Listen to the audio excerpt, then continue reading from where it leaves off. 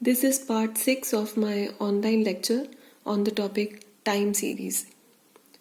So students, we were doing the least squares method in the previous lecture, and we have already done the case when the number of years is odd. तो अभी हम करने वाले हैं वो case जब number of years हमारे even हो. इवन नंबर ऑफ ईयर्स के केस में we take a question, fit a straight line trend by the method of least squares. तो हमें years जैसे given है, these are the x variable के बीच में हमने years लिख दिए. We are given the variable profits और उस variable को हमने y लिख दिया. So this is the question. और इसके बीच में हम वैसे ही proceed करते हैं जैसे हमारे पिछले केस में था. तो straight line trend equation लिखेंगे which remains the same, that is yc is equal to a plus bx. उसको सॉल्व करने के लिए टू नॉर्मल इक्वेशंस लिखेंगे. अगेन नॉर्मल इक्वेशंस भी सेम है जो प्रीवियस केस की थी. उसके बाद हमारा सेम स्टेप आता है, let the year of origin be. किसी साल को हमको ईयर ऑफ ओरिजिन बनाना होता है. तो इसमें हमारे पास वैसे 8 ईयर्स है, तो इवन नंबर है, तो सेंटर हमने लेना होता है. तो सेंटर हम ये ले लेते हैं 1964.5. तो इसीलिए इसको हमने ओरिजिन बनाया. तो दैट मीन्स फॉर 1964.5 एक्स की वैल्यू 0 हो जाती है. तो हमने यहाँ पे अगर एक्स की वैल्यू 1964.5 पर 0 हो जाती है तो बाकियों के लिए हम एक्स की वैल्यू जो है वो ले लेते हैं. तो 1964 पे क्या होगी, एक्स की value 1964 minus 1964.5 which is equal to minus 0.5. ऐसे ही बाकियों का. इस साल 1963 के लिए x की वैल्यू निकालनी है. तो 1963 minus 1964.5 is equal to minus 1.5. ऐसे करते करते अगर इसकी निकालनी है जैसे 1967 की, तो 1967 minus year of origin 1964.5 is equal to 2.5. तो ऐसे करके हमने अपना x वेरिएबल जो है उसको फिर दोबारा से रेडी किया. और ये करने के बाद अपनी अब जो नॉर्मल इक्वेशंस हैं उसमें वैल्यूज पुट करेंगे.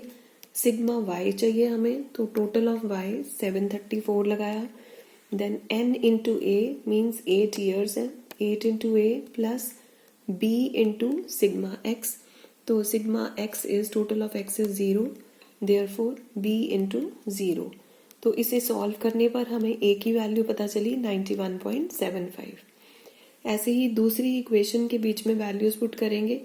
Sigma x into Y, so we make a column x into Y column बनाया. Total is 105. सो 105 इज equal to, next is equal to a sigma x. सो a इंटू 0, सिग्मा x हम already देख चुके हैं 0 है, plus b sigma x square plus b into sigma X square. X square हमने कॉलम बनाया, टोटल उसका लगाया 42. So plus b into 42. सो इसे सॉल्व करने पर हमें पता चली b की वैल्यू इज इक्वल टू 2.5. तो a एंड b की वैल्यूज आने पर हमारी जो ट्रेंड लाइन इक्वेशन होती है उसमें हम उसे पुट कर देते हैं. So this is the straight line trend equation या least squares equation. yc is equal to a plus bx. So this plus this X, ये हमारा बन गई ट्रेंड लाइन इक्वेशन. वंस हमारी ट्रेंड लाइन इक्वेशन बन जाती है तो हम सारी की सारी जो ट्रेंड वैल्यूज हैं वो निकाल लेते हैं. हर एक साल के लिए निकाल लेंगे. तो फॉर 1961, सो दैट मीन्स हमारा स्टार्ट होता है 1961 से. सो 1961 साल के लिए एक्स की वैल्यू थी माइनस 3.5. तो इसीलिए हमने अपनी ट्रेंड लाइन जो इक्वेशन है उसके बीच में इसको पुट कर देना. So yc is equal to this plus 2.5 into minus 3.5 is equal to 83. तो ऐसे करके हमने आंसर निकाल दिया. ऐसे सारे सालों के लिए x की वैल्यू डालते जाएंगे, yc को निकालते जाएंगे. जब हमारी सारी yc बन जाती है तो उसके बाद ये जो yc है ट्रेंड वैल्यूज़ है, और इसीलिए इसको हम अपने इस कॉलम के बीच में अपने सामने फिर डाल देते हैं ट्रेंड वैल्यूज़ yc. वो सारे आंसर्स यहाँ लिख देंगे. आपको अगर पूछा गया हो शॉर्ट टर्म फ्लक्चुएशंस तो आप वो भी कैलकुलेट कर सकते हो. फॉर्मूला उसका सेम रहता है. Short term fluctuations y minus yc होता है. सो y ये हमें दिया होता है, वाई सी आप निकाल चुके होते हो, तो माइनस कर करके आप y माइनस वाई सी ऐसे शॉर्ट टर्म फ्लक्चुएशंस भी बना सकते हो। आफ्टर दैट आपको कुछ शॉर्ट में कुछ पूछे जा सकते हैं और क्वेश्चंस, जैसे एस्टिमेट करो प्रॉफिट्स फॉर द ईयर 1970। तो 1970 के लिए x की वैल्यू निकाल लेंगे, 1970 minus year of origin is equal to 5.5। तो इसीलिए वाई सी क्या हो गया हमारा, वाई सी की जो इक्वेशन थी उसमें हमने x की जगह 5.5 लगाया, वी गेट द आंसर। तो ऐसे एस्टिमेशन की जा सकती है। Then we can be asked calculate annual change बताओ या एनुअल ग्रोथ बताओ अपने वेरिएबल जैसे प्रॉफिट्स में।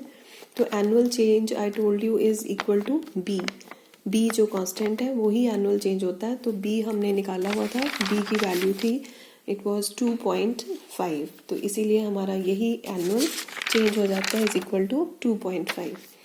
देन मंथली चेंज अगर आपको निकालना हो या मंथली ग्रोथ इन प्रॉफिट्स निकालना हो तो it is equal to B divided by 12, so this becomes ये आंसर। देन उसके बाद आपको पूछा जा सकता है what is the annual trend equation. तो annual trend equation I told you it remains the same, जो आपकी ट्रेंड लाइन इक्वेशन होती है उसी को कहते हैं annual trend equation. Lastly you can be asked what is the monthly trend equation. तो मंथली ट्रेंड जो इक्वेशन होती है वो हम अपनी एनुअल ट्रेंड इक्वेशन में थोड़ा सा चेंज करके बना लेते हैं। तो Y C is equal to A को 12 से डिवाइड करते हैं प्लस बी को 144 से। तो इस तरह से हमारा हो जाता है ए था ये डिवाइडेड बाय 12 प्लस बी था 2.5 divided by 144 X which is equal to, solve करने पर आपके पास ये इक्वेशन बनी। So this is the monthly trend equation.